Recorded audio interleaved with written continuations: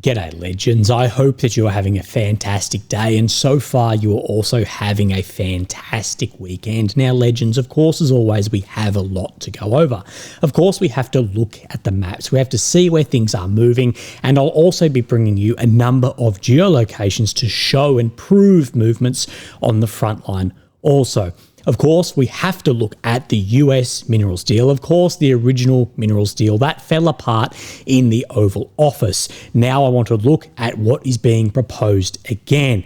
And we brought up concerns over this yesterday, but is the US playing at something here? Are they trying to present something that is never going to be signed off as a way to maybe withdraw? And we'll look at, well then, what happens then? And what has Zelensky said about this?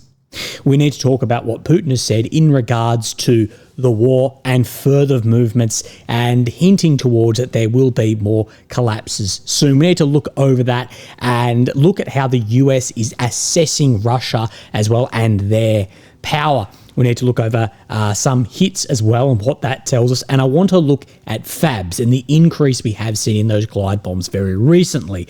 But where I want to start is with this slide here. Of course, of Mr. Zelensky. We are seeing divisions between Moscow and Europe. They are growing wider and wider daily. And a lot of this comes from what they see as an acceptable outcome for this war.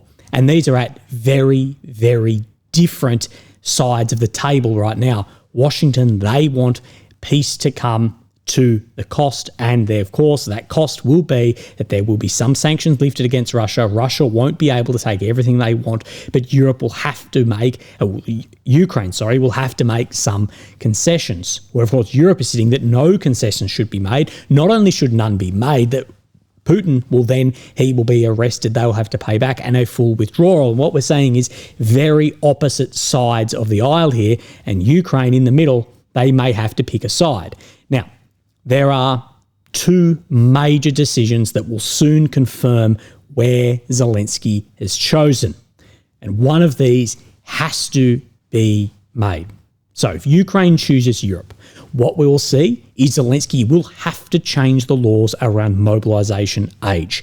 If Ukraine want to choose to fight on, there is no other option but to lower that mobilization age and try and fix the manpower issues. As we know, the thousands, the tens of thousands of NATO warriors who have had 3 years to train and go and fight, that there is no appetite there to fix that. So Ukraine will have to lean on those who have not been willing so far to then recruit into the forces to volunteer to go and fight. How that is going to look, I don't actually know. Now, secondly, if Ukraine choose the US, they're going to have to make the law making negotiations with Russia legal. That making it illegal is going to have to be lifted, and even possible elections. So this is where we say, before we actually know the answer, when we see one of these come through, well, we will get a better idea. Now, currently, I believe that Europe's ideals that they are putting forward, these are appealing far more to Zelensky and his team, because these are ideals of then the best possible outcome for this. And of course, Europe, they really want to strategically weaken Russia. Now, I'm unsure about how Ukrainian society on a whole feels about this. You know how I feel about polls, and we haven't seen any form of election. But Ukraine, well, I hope they also know how this war would look without the US. Now, we did see the US with just threats of turning off some of that support, and we did see caving very quickly. So I do believe that Zelensky and his team, they know how it would look without US support. But at the end of the day, Donald Trump will not risk war with Russia for Ukraine. And the Americans' threat assessment, they may as well have spelt this out, and they talked very openly about the threat that Russia still poses. So let's get further into this. Now, this is being reported everywhere, and I'm just pulling these parts out of then this RT article. That Russian president made the remarks on Thursday during a meeting with the crew of this new nuclear submarine that has been launched. So again, this goes against a lot of that speculation about industry can't make high technology products, and we're seeing a new nuclear submarine roll off the docks. Again, I don't know how many washing machines you would need to make a nuclear submarine. Putin has said, referring to Ukraine, their European handlers convinced the Ukrainian leadership that they had to continue armed resistance, essentially to the last Ukrainian, with the goal of inflicting a strategic defeat on Russia. Putin accused Western leaders, especially the former Prime Minister, Boris Johnson. Of course, what we saw in those early negotiations where a deal was all but signed, and Boris Johnson, with others, stepped in and turned that away to continue the war to get into a better position, but also wanting to inflict a strategic defeat on Russia. Remember, and I shared an article yesterday, that we'd heard throughout 2022 that Russia was strategically defeated. And one of the big things that in the Russian Art of War book that he talks about, the chief of the Swiss intelligence, is he says a lot of these Western leaders find it difficult to actually see what the difference is between tactical and strategic. Because as we're going to go over, the actual strategic defeat of Russia has been very, very minimal, where tactical may have had a large cost. Of course, we can talk economy because that of course can change that calculus between both tactical and strategic assets. Putin has said he must have forgotten that there are people like you, referring to the crew of the submarine, the submariners, and of course talking about Boris Johnson, and weapons like your submarine. Apparently he forgot. Now, the US threat assessment and taking a logical, objective, realist approach to this war. This does tell us that yes, Russia has paid a huge cost for this war, with so far limited results because nothing is set in stone, and huge cost in man, machine, and economy. Russians' tactical, conventional elements, they of course have taken a hit. Tanks, men, planes, things like this. But the lessons learnt from this, these will prove deadly in a decade, and we hear even the most pro-Ukrainian European leaders express concern over this learnt knowledge in a decade for Russia. And of course, Ukraine is trying to sell that knowledge back to NATO, the same knowledge that they have developed fighting in a conventional war. But if we move past headlines, we move past bloggers and leaders who are just drinking Kool-Aid, Russia's strategic assets have not been touched. The US, in their assessment, they even suggest that some of these have likely improved. Trump is very concerned about these strategic assets and, of course, the threat of wider war opening. Of course, war between major powers like this, major nuclear powers, is catastrophic. And what do I mean by those strategic assets have barely been touched? Well, Tu-160s, Tu-95s, realistically Tu-22s, the nuclear submarines, something like this, which is one of the most deadly weapons that any country can have if they are, of course, armed and nuclear, and to actually even find them, as well as, of course, your nuclear and space assets. Have really that taken a massive hit? No. Has the economy taken a hit that can then make these function? To a degree, I guess, to make that work, but we're seeing new submarines roll off. And what I'll say about Trump, and remember, this, I had the quote written down here somewhere, I wanted to then use this again in yesterday's video, was for analysis. Understanding an adversary requires seeing the world through their eyes without surrendering your own vision. So if you want to assess this, you have to see the world through how Trump may see it, how Putin may see it, how Zelensky may see it, how Macron may see it.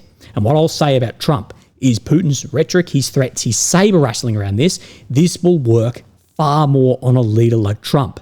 A leader who I believe can understand and sympathise with Putin's position. I'm not saying therefore he agrees with it, but I think himself as the head of a major nuclear power and a more nationalist, proud, ego-driven leader, he can sympathise with where Putin is sitting and see why the real threat of these weapon systems actually is.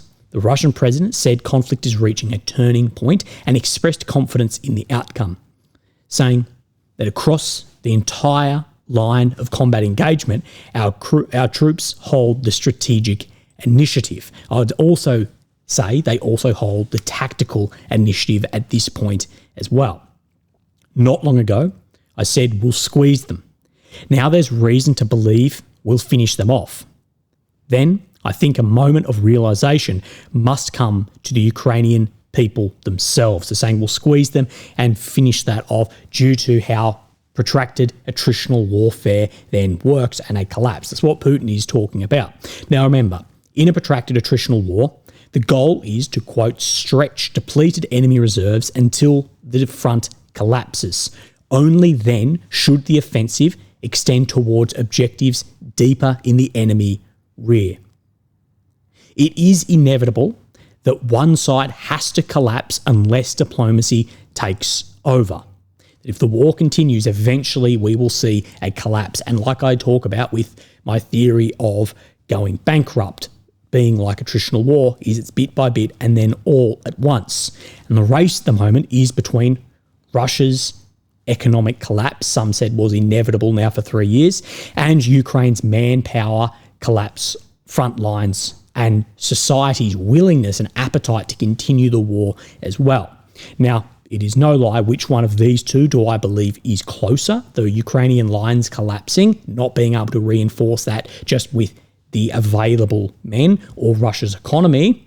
It's no lie which side of that I think, but again, we don't know until the fat lady sings.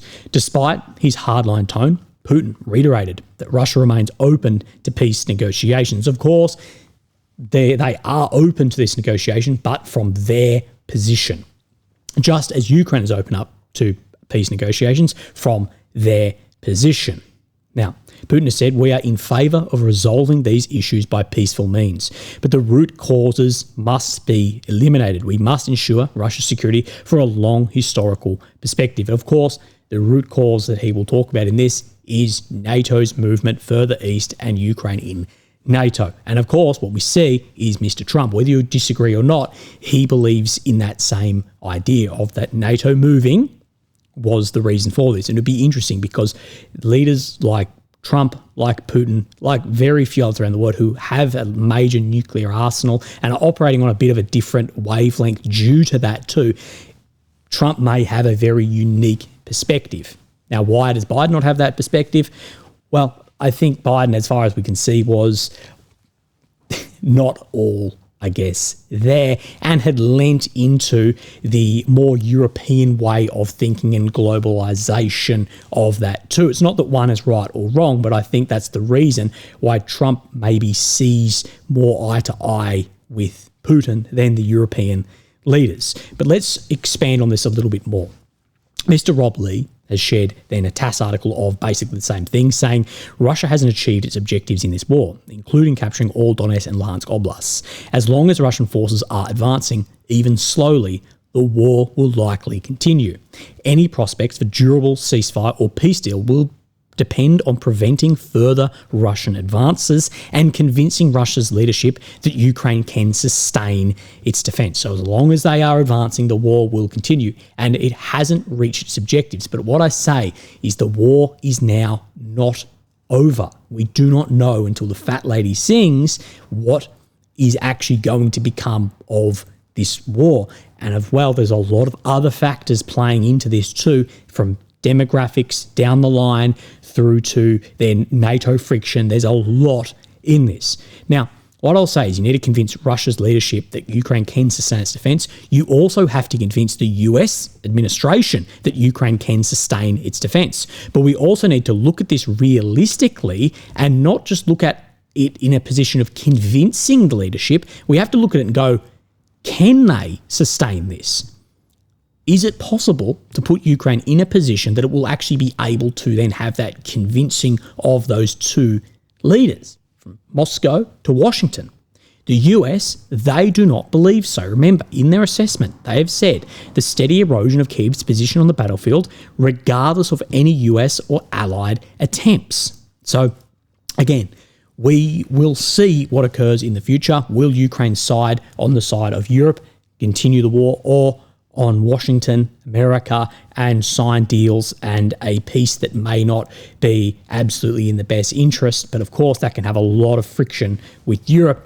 Again, we will see. Now, overnight, we have seen a number of hits throughout Ukraine with drones as well. Now, Dnipro is currently getting smashed, especially over the last, say, week. Now, what we are getting is far more footage of hits. Realistically, we are unable to assess what is hit. We're unable to assess what is infrastructure, therefore what is dual use. It's very hard to know, because what we know is, of course, it's in interest to report it as this was this apartment complex or this, which it may well be. But what was there? What is then around that area? What is being targeted? Again, to get a proper then battlefield assessment of that strike is impossible with the laws in place, with the satellite imagery, and of course the lack of intelligence being open to what was or was not there also. But what I'll say is these energy ceasefires, they will not stop drones and missiles in the air. All they are there to do is to try and prevent certain targets being hit. I see this again and again. We see a drone hit an area and people go, it's the ceasefire, energy ceasefire. It's against these energy infrastructures which have been then outlined. So again, we're not going to stop seeing Ukrainian and Russian drones in the skies cross-border. But judging from the increased footage that we have had very recently of seeing a lot of drone then strikes, I would conclude with this, that Ukraine's air defense is limited, deteriorating, or deteriorated. We have heard about this even from Patriots with a lack of munitions too. And what we are seeing is a lot more footage of strikes. And I think there's a reason for that, not just people uploading more of it. Now, speaking of strikes, I want to look at this around then guided bombs. And this was a graph shared by Mr. Vitali, or this Monsters, on Twitter, with the caption, "Fab usage stabilised at an average of 140 per day, 50,000 a year, with a recent spike of 184, matching the previous daily record." Now, we're just going to move across a little bit and we'll get the dates along the bottom here. As you can see, where we saw this large lull, now a stabilisation as per then where we saw it previously. Now, between November in 2024 and February 2025, we did see a noticeable drop in FAB usage. And this was, of course, from a number of reasons. Of course, we had poor weather, you're in winter. You've had a lot of policy issues being complained about from Russian aircraft pages about where the command was sitting with these strikes and looking at graphs more than actually effect on target. And of course, then Ukrainian strikes on storage too. But I think primarily the reason, not these three, I think primarily the reason was the confirmed electronic warfare jamming of the navigation module and taking the FABs off target and making them then less effective on the front line. But what we see now, of course, we see this increase. This doesn't just mean that there are more hits. All this is showing us is that there are more bombs in the sky. This doesn't confirm that there's more bombs on target. Fighter Bomber, he did suggest one of the fixes for that what we're seeing in the EW is to put more weapons on target for the electronic warfare correction. Now, what do I believe? I probably believe it's somewhere in the middle. Like most things is in this war, it's probably somewhere in the middle. There's probably more munitions and more effectiveness of them also, while there is some limited accuracy maybe on their module. Although the author of this post, he does suggest also that they have upgraded the navigation module so the bombs may be accurate again. We'll keep up to date with this. And of course, the best way to look at this is actually just see the amount of hits that we see. And over those months, we didn't see that many really. And then I've shared with you over the past few days, we're starting to see a lot of hits again, especially around Sumy. Now, another outcome that we can pull from this graph, regardless of the FAB hits and their accuracy, regardless of then effectiveness on target, is we can see the freedom of movement for the Su-34 primary platform for dropping these weapons has not been impacted whatsoever. We have not had a confirmed loss of a Su-34 in months, not even a claimed loss of one, I will add. So the outcome we can draw is the F-16, the Mirage, have had very little to no impact on Russia's ability to drop FABs. We can see this in here. If anything, we are seeing an increase in it. So from air defense perspective and air-to-air perspective, we've seen little change, if not zero change in that ability. Remember, you need with the FAB to be hitting the aircraft, not the bombs, because it's not cost effective to do that, and you're never going to have enough air defense to also do that. So before we look at the minerals deal and what is turning into just a catastrophe of a deal at this point in time, we of course will have a look at the maps. Now quickly, I'm not going to. I don't know. Oh, here we go. I'm going to just refresh this. No, deep state map has not updated. Never fear. I've got geolocations and Syriac. So of course we have Ukraine in the center, the capital of Kyiv. Red areas occupied since 22, purple since 2014. No changes on this map today, but I'll show you where there are some changes. Now as well, remember the geolocated footage right down in here yesterday in Kursk, and we do have then a Syriac map around Kursk as well, and as well in Sumy. So give you a quick idea. So we zoom in on this to try and line this up. So this red dot, this is Basivka. Right in here, this is the crossing. So here to here, and of course we see down to then the east in this sector as well. The best way to do this is line up the border. See where it scoops up here like a little bloody ramp. If you're a motorbike rider, this area in here, that is what he is saying is coming under control. Now, interestingly, I had someone point out the amount of ground that Syriac claimed Russia now occupy in Sumy is very similar to the amount that Ukraine now occupy, or limited occupation in then the Kursk Oblast. So it's just interesting to have a look at that. And of course, we see then out to the east, we see around Guaevo where there has been movements by the Russian forces as well. We just know line up where this paddock is. This is this paddock right in here. Now, I have a geolocation of Kursk to show you, and I can't show you the whole thing because it does show some graphic images. I'll put it on the Telegram if you'd like to see it, but it's right in here. Remember, Syriac claims out here, but we can confirm that just about here, we can confirm that there are Russian forces from this footage here. This footage is being taken by Russian soldiers looking then west over the remainder of Guaevo too. So if you'd like to get an idea, that is what we then have.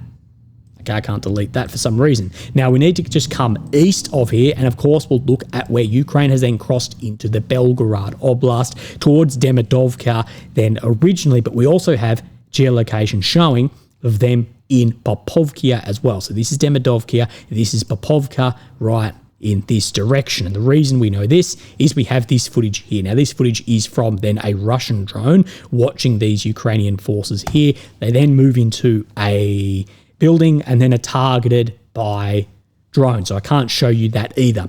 Again, this in here I see as a desperate attempt to try and have a limited stability on the Kursk front to withdraw those forces as needed rather than a real occupation. But in here we know is a very, very deadly front line from just the geolocations, and I believe that is why by many it's being ignored, because if they want to report the truth, they have to then report the truth. Now, let's continue our way down the maps, and we're going to come around Dovitchnia, the northeastern front. Then we have, of course, Syriac maps in here. Russian army recaptured the locality of Kresny Pershe after a week of positional battles. And remember, around here, there's a lot of battles taking place day to day. So let's zoom in on this map and get a better idea of actually where we are sitting.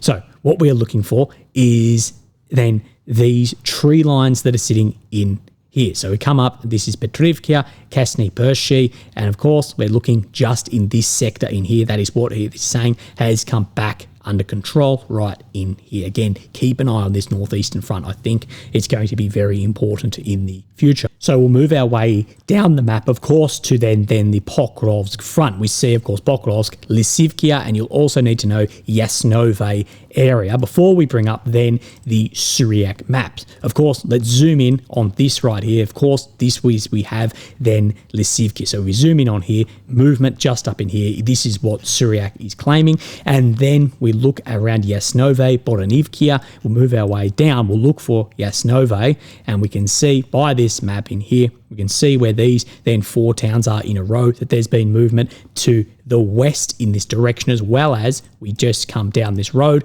that this is filled in then across this road as well. So we'll keep an eye on this. Then we'll move down to then Velika Novosilka, where we see grey zone heading up in the direction of Vesely and Fyodorivkia as well. Open up this map and we can see there's confirmation of this movement. During the last 2 days, Russian army made new advances towards Dnipro and Skudny, reaching the first houses of Vesely up in here and located the main defense line of the Ukrainian army there. So we'll see what this main defense line actually comes to, because it's showing that in an area it has been breached, at least by Suryak, around Vesely, and this grey zone in here is showing that there was definitely some level of movement in that direction. Now let's look over this minerals deal, as this is becoming a big thing, and we'll see how this then evolves once negotiations take place.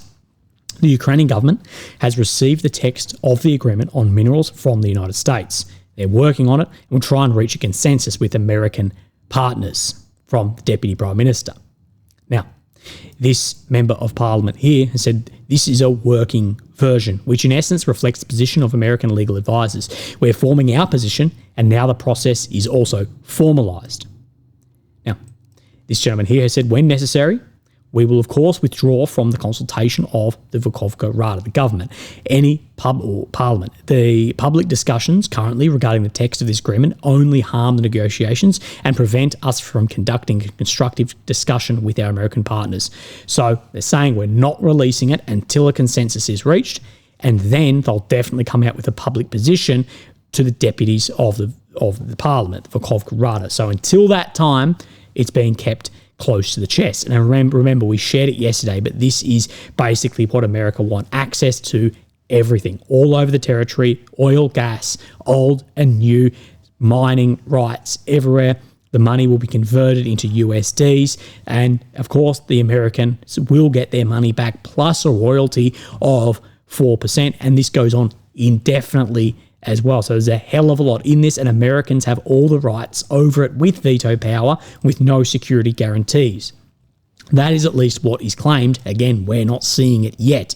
Zelensky said Ukraine would not accept any mineral rights deal that threatened its integration with the EU. So it has been said that this deal, if signed, they would have a threat that they then couldn't join the EU, or there would be pushback, but said it was too early to pass judgment on a dramatically expanded minerals deal proposed by Washington. So this deal has been expanded and not for the positive. Zelensky told reporters that lawyers needed to review the draft before he could say more about the US offer, a summary of which suggested the US was demanding all Ukraine's natural resources income for years. Remember, US is starting very high and will settle lower, like we saw on the previous minerals deal. Zelensky also said that Kyiv would not recognise billions of dollars of past US aid as loans. As we've seen, that he does not see that they have to pay that back, as it was given as a grant, not a loan. Zelensky did say, however, that the text was entirely different from an earlier framework agreement that he had been set to sign with US President Donald Trump before their talks descended into acrimony last month. Zelensky said the framework has been changed. Let us study the framework and then we can talk. Zelensky, who has repeatedly emphasised the need for strong relations with the White House, appealed to be alluding to his last element when he said that Kyiv did not view past assistance as something that needed to be repaid. Again, goes into my very opening slide in this video that there may have to be a choosing of sides, but the US wants their money back. And in the Western world, the US, they operate as the casino. They operate as the house. And sadly, to the detriment of many, the house always wins. So we will see. Now, Dmitry Medvedev, who is the deputy chair of the Security Council of the Russian Federation, he has then said this. You're going to have to look past some of the language in this, that the Americans rolled out an excellent draft of commodity deal to the Kyiv frig. If the Kyiv regime approves it, the drug addict and co. will then be hanged on the Maidan, like Mussolini. And if he rejects it, the US will reset the Bandera regime, checkmate. So we're going to have to look past the wording in this. But some real issues are presented here, and some real issues have been presented from that deal. If Ukraine and Zelensky does approve and sign these terrible deals, government officials and society, they will lose a lot of faith. Ukraine will sign away their biggest asset, a huge part of their sovereignty and independence and future economic base as well. That is signed away, and there'll be a lot of pushback from officials and the public for this. Now, will it then descend into what Medvedev says here? Probably not, but it, of course, will lower the faith there. If Zelensky doesn't then sign it, and the US then potentially steps away, how does that then go? Because we know the amount of aid, the amount of leverage the US give Ukraine. Now, maybe the US, they want to present an offer to Ukraine that they know Ukraine cannot accept as an excuse to cut losses and walk away. That is the bit of speculation here, but the more and more we see, it's like, does the US, are they looking for excuses to pull out of this? And are they looking for an excuse also to pull out of NATO? You know, saying these targets are 5% plus as maybe a way to go, well, you haven't reached it, so then we are out. And this could be the very same tactic we saw as the US and Ukrainian ceasefire presented to Russia. They knew Russia was never going to sign this, so then they could, you know, oh, you're the bad guys who didn't want this. Russia was never going to sign that. It was not in their favour at all. And could this be like that? The US is playing then a game of chess, maybe four-dimensional. Again, we will see. There could be massive outfall if that is then signed, especially for post-war attrition. Legends, you have a fantastic day, and I'll speak to you tomorrow. Thank you. Bye-bye.